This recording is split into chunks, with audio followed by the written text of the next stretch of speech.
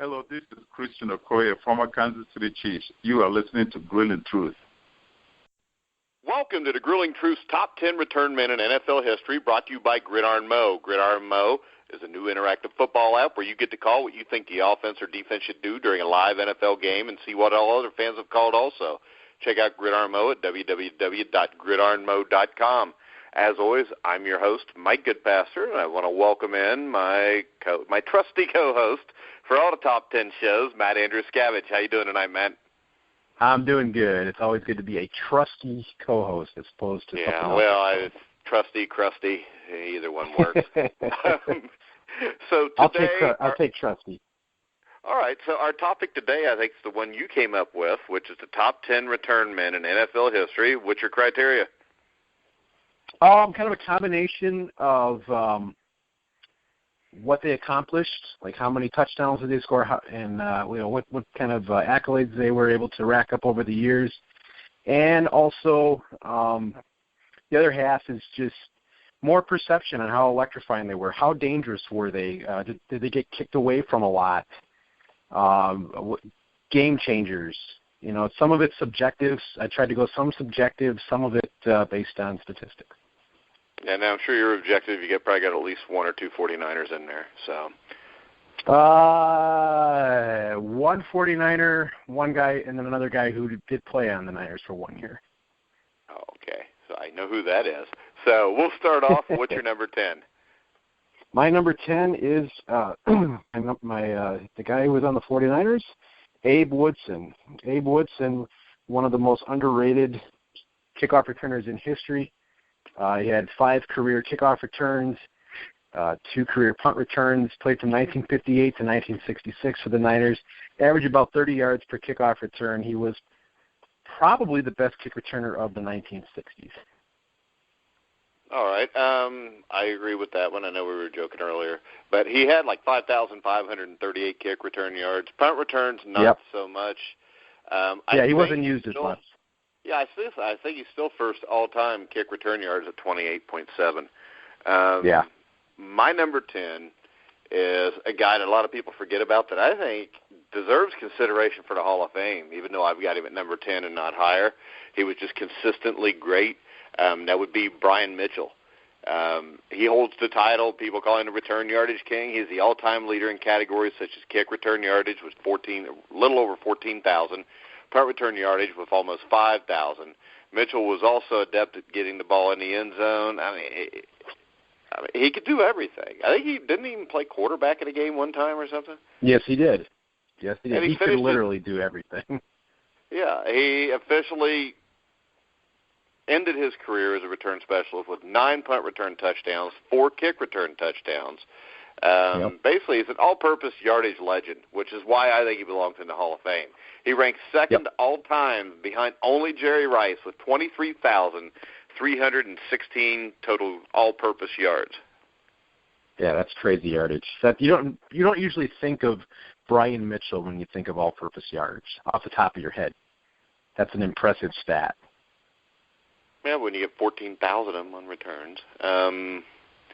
My number 9 is a guy that earned his living as a return specialist in the NFL for 11 years.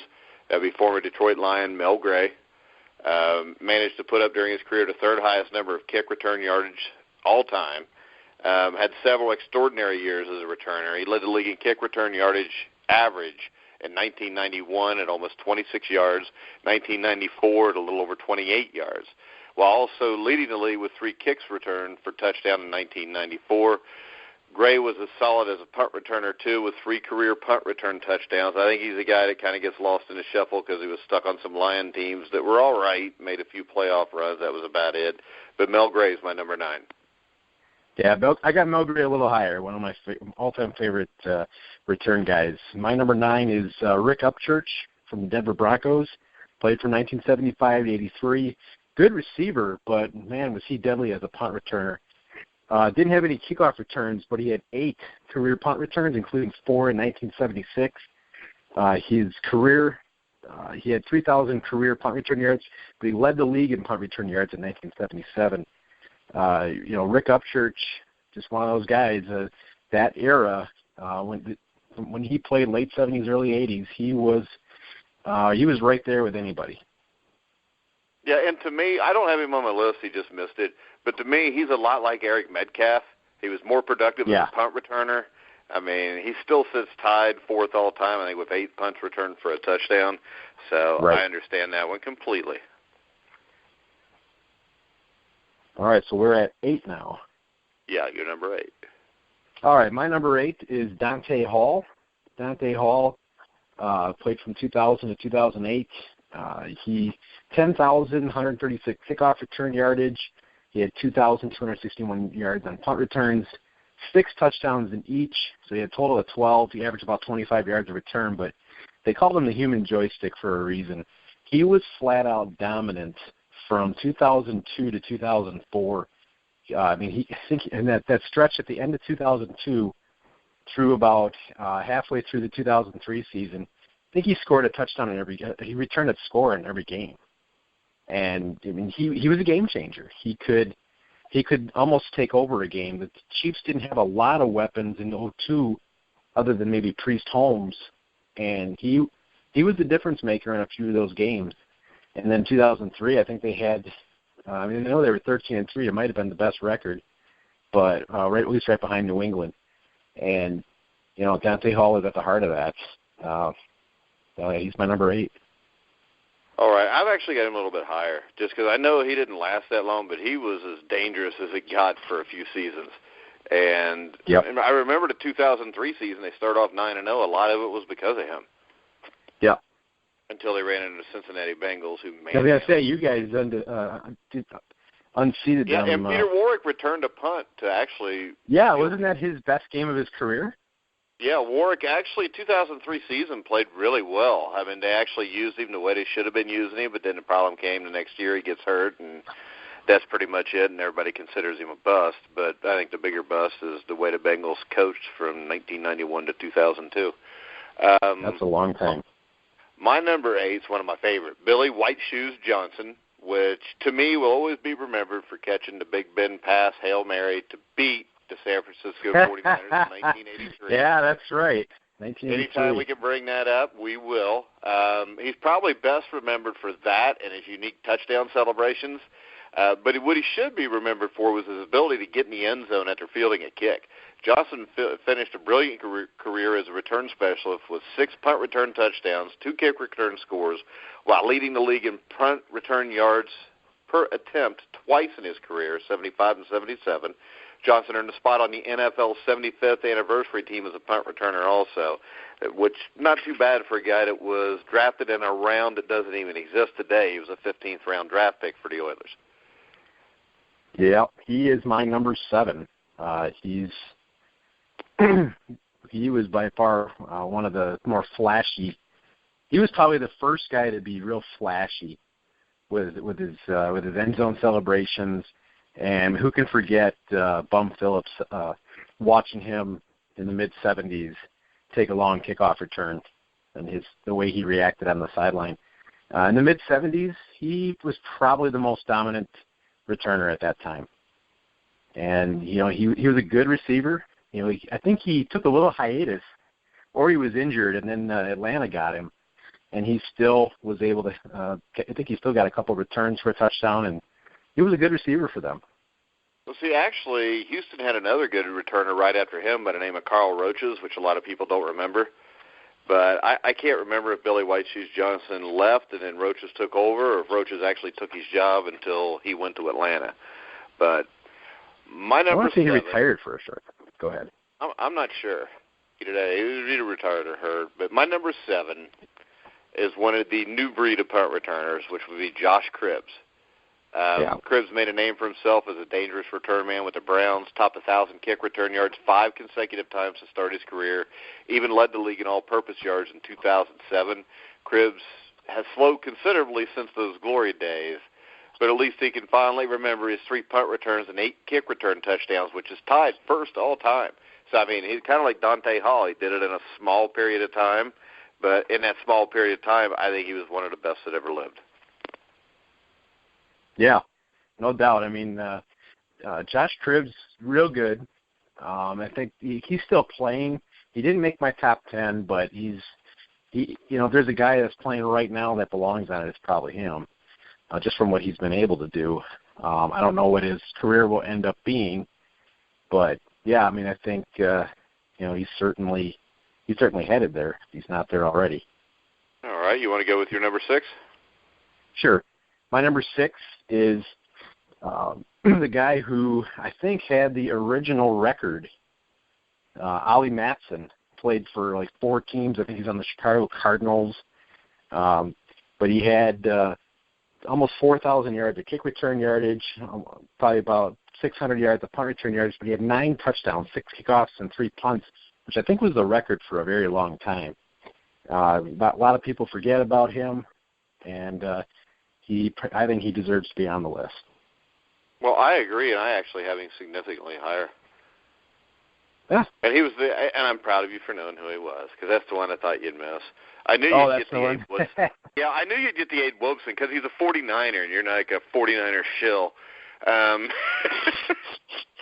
The DeBartolos pay you to just bring up 49ers on every show, I believe.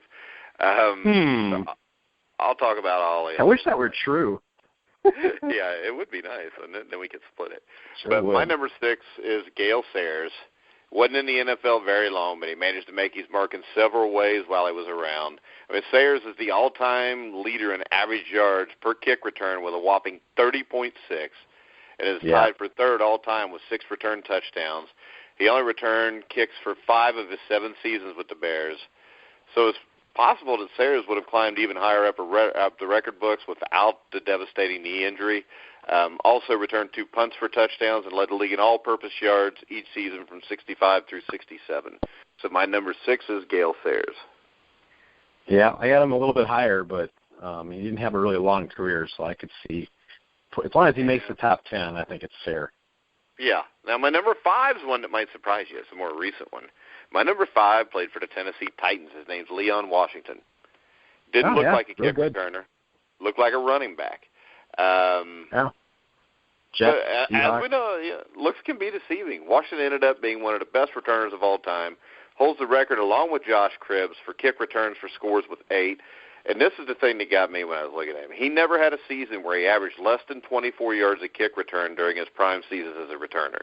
So, surprisingly, my number 5 is Leon Washington. Yeah, Leon Washington was a good player. I remember him especially on the Jets and the Seahawks. He was just a threat to go the distance every time he touched the ball. Even as a running back, you could get him on a screen. He could take the ball 80 yards every time. My number 5 is a guy you already mentioned, Mel Gray. Mel Gray, very consistent, very underrated. Over 10,000 kick return yardage, kickoff return yards, almost 3,000 punt return yardage. He had 6 kickoffs for a touchdown, 3 punt returns. Guy averaged about 25 yards kickoff return. That's pretty high for as long as he played. And he was just one of those guys. He was real fun to watch, big strides, and how many times the guy took a kickoff return 100 yards, and he's just one of my favorites to watch. All right, I'm going to go ahead and start off with my number 4 since you already had him earlier. But my number 4 is Dante Hall. I think you had him around 7 or 8. Yeah. Now, I think when you look at a list of the most electrifying kick returners of all time, I think there's no doubt Dante Hall would be top 2 or 3. I mean, those 2 or 3 years he had, 2003, 2004 especially, I mean, he ended up retiring with 6 punt return scores, 6 kick return scores, so he could do it either way. But my number 4 is Dante Hall. Yeah, he was fun to watch. I mean, he only had like a short, kind of like Gale Sayers. He just had that short span of time where he was dominant. He was still very good the rest of his career, but like you said, if there's a list of just pure electrifying and just pure ability, he was as good as anybody. All right, number 3. My number 4 is Brian Mitchell. All righty. Yeah, I had Mel Gray at 5. Brian Mitchell is my number 4 just because of the consistency and like you said, he's the all-time yardage leader, 14,000 kickoffs and 5,000 on punts. He had 13 total touchdowns, but it was his consistency And even at an older age, he could still go the distance, even in his days in Philadelphia, or I think he was also on the Giants. Okay, he played on darn near every NFC East team there was. But like you said, he was such an all-purpose guy. You could put him in at running back. He'd make a lot of big plays for the Redskins at running back, out of the backfield. The guy would average. There were times he averaged 5 and 6 yards a carry, unlimited carries, but he was just dangerous every time he touched the ball. But I like him for his consistency and the fact that he's the all-time yardage leader. All right, your number 3? Number 3 is Gale Sayers. Like you said, the over 30 yards of kickoff return, still the record. It's just one of those things where I think if Gale Sayers had played longer, he makes my top 3 because of his dominance. Just the way he ran. Had he been healthy, I think he would have done that pretty much every year of his career, and he'd probably have all the records. Yeah. Okay, that brings us to what? My number 3, which would be Deion Sanders. Have you brought up Deion yet? Not yet. Of course not, because he's a 49er, so you have to put him in the top 2. Basically a cowboy. What are you talking about? He did it all. On my team for 1 year. I mean, the thing that was impressive to me about Deion, I mean, his numbers aren't huge because he wasn't a return man for a real long time, but he frequently was busting off huge chunks of yardage in a return game. And the thing that impressed me the most, it was all the more impressive by the fact that he was excelling at it while being one of the league's premier defensive players also, which a lot of these guys in here, they were basically, their big thing was just being a return man, but you get guys like him and, heck, there's not too many on here that did a whole lot else. I mean, Rick Upchurch was a good wide receiver. Gale Sayers was one of the great running backs. But other than that, most of the guys on this list were just return men. So my number 3 is primetime Deion Sanders, which brings me to your number 2. My number 2 is Deion Sanders. If he had been more of a returner, done it more often, he'd probably be even higher. He was kind of a situational guy.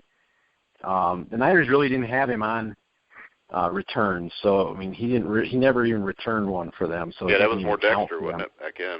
Yeah, that was Dexter, and Deion returned 1 kickoff in the NFC Championship game. That was it for that year.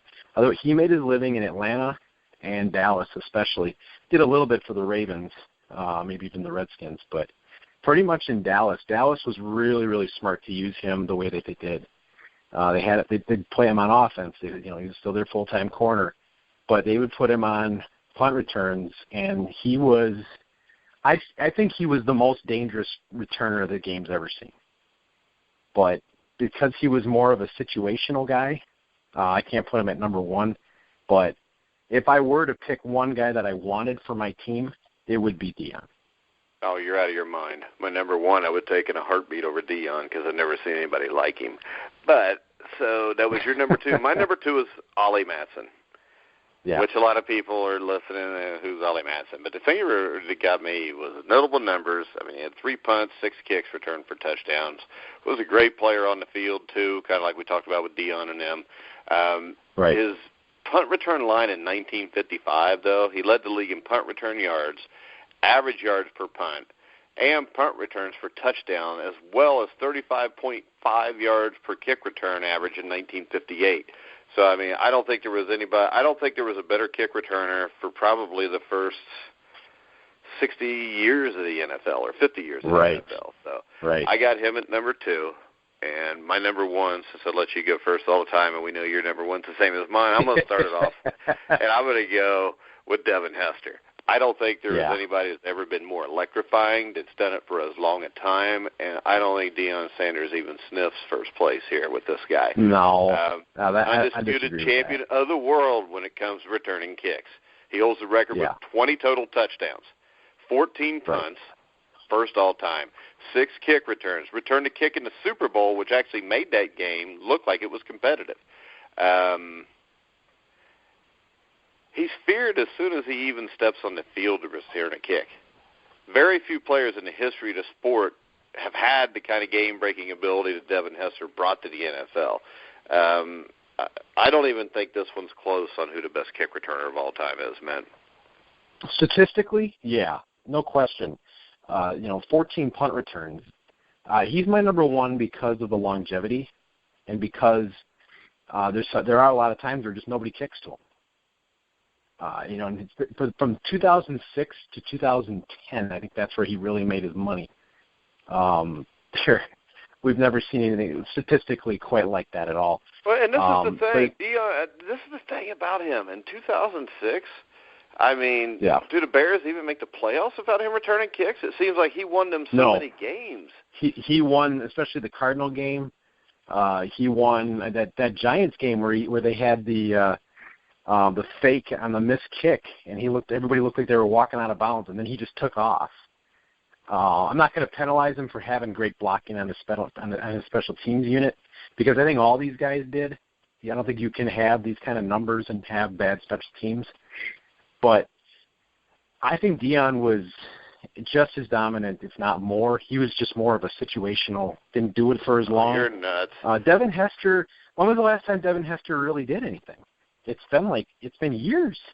Okay, he's a return Devin Hester just had that 4 or 5. Yeah, that's what he is. He's not a receiver. We're talking about a return man. A return man usually, the only return man I really remember playing late into his career as a return man was White Shoes Johnson. Well, Brian Mitchell. If you look at almost every one of these return men, almost everything they did was in a 5 or 6 year period. Deion was doing it at the end of his career. White Shoes Johnson was doing it every once in a while, Deion would do it. But he was still doing it late in his 30s. When was the last time Devin Hester even sniffed the end zone? When Deion was back there, it wasn't as scary as when Devin Hester was. Oh, that's not true. Yeah, it is. It's just as scary to kick to Deion. That's crazy. No, it's scarier. I think Deion was faster than Devin Hester. Okay. Well, good for him. By far. Hester's fantastic. I love Devin Hester, but and if Deion was as good as Devin Hester, they'd have put him back all the time to return kicks because he changes games. I think teams were kicking away from him, and I think coaches were not always going to put him back there because he was playing so much with the other positions. Well, they tried to kick away more important to have him. Devin Hester too, and it didn't always work. Oh, I know. He'd catch it on the sideline. He was the guy. I think the Bears were the team to invent that fake where Hester made it look like it was coming to him, but it was actually going on the other side of the field. And then I think the Rams copied that last year against the Seahawks. Yeah. The guy was great, no question. But he hasn't really done anything since like 2010. I still have him as my number one, but if I was going to pick one guy, it's Deion. Well, you can have him. I'll take Devin Hester. No, I'll take Dante Hall. We'll probably both do well. Well, I would do better, but because Devin Hester is a return man. Deion's corner. I thought it was Dante Hall. I don't know. I get both. We need I get him as my corner and as my return man. Top 10 corners of all time, too, so you can overrate Deion there, too, like you always do. Well, he won't be my number one. Yeah, but he's not my number one corner. He's probably in my top 5. You're crazy if you don't put him in your top 5. Well, then I'm crazy because I wouldn't. There you go, and you got quiet, because you just called me crazy. You said you're crazy. Me. What else would I have to say to that? Right now, I feel a lot like Marco Rubio, and you're Donald Trump. I mean, you're crazy and all this stuff. I mean, it gets kind of old, but that's all right. You dish out plenty of that yourself, my friend. Oh, I do not. But all right, yes, I want to remind you are the polite guy. I want to remind everybody to check out our new website, thegrillingtruth.net. We have all of our shows up there. We have the articles that I've written because Matt, for some reason, doesn't have time to post an article, which takes 10 seconds. But you will be posting soon, right, Matt? Yes, I will. All right. Tonight, make sure you check back, grillingtruth.net. We will have the top 10 quarterbacks in NFL history with myself, Matt Andrew Scavage, and the immortal Joe Rodriguez from West Forest, New York. I'm sure everybody knows who Joe Rodriguez is. If you're not, you better get an idea because he knows his stuff. Tomorrow we will have the Northern Kentucky Nightmare weekly show on to preview the game between the Nightmare and the Western Michigan. I can't remember what you call them right now because they got hit in the head a lot when I was younger. I really can't remember what you call them. And that'll be with host Alex Gray. Myself, I'm the head coach of the team, and I can't remember the last name of the team that we're playing. Aren't you the coach? Yeah, but the mascots mean nothing to me. We'll have Lamar Tabor, who's a wide receiver, caught a touchdown pass last week. Then tomorrow night we will have the Natural Medicine Show with Dr. Bill Grome. So you can join me and Dr. Bill on there to talk a little bit of natural medicine, holistic medicine, alternative medicine, whatever you want to call her there. And then next week we will have former Cub Yankee pitcher Jonathan Lieber on next Wednesday night. And then next Thursday night, former boxing champion Vince Phillips. And then I'm sure we'll also have a few other shows, so make sure you check out thegrillingtruth.net to stay updated there. Check us out on Facebook.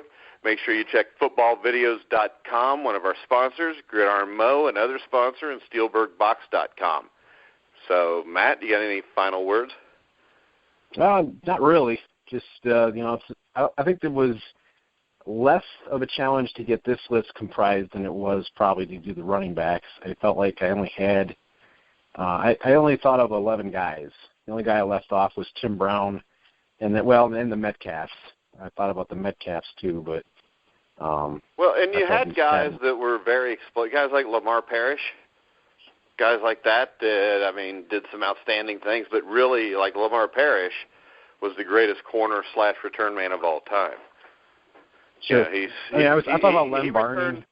He returned 3 kicks in a game for a touchdown. Dion had a hard time doing that in his career, but all right. Travis Williams was real good for the Packers. Len Barney for the Lions. Pac-Man Jones was good. He still is good.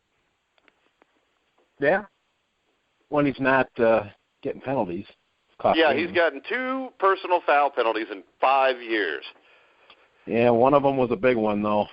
Yeah, in a playoff game, which the San Francisco 49ers haven't sniffed in, a third of a decade now. Remember now, you haven't won nothing since 1990. Doesn't matter. One single playoff game. What do I care? We're not here to win. We're just here to make it.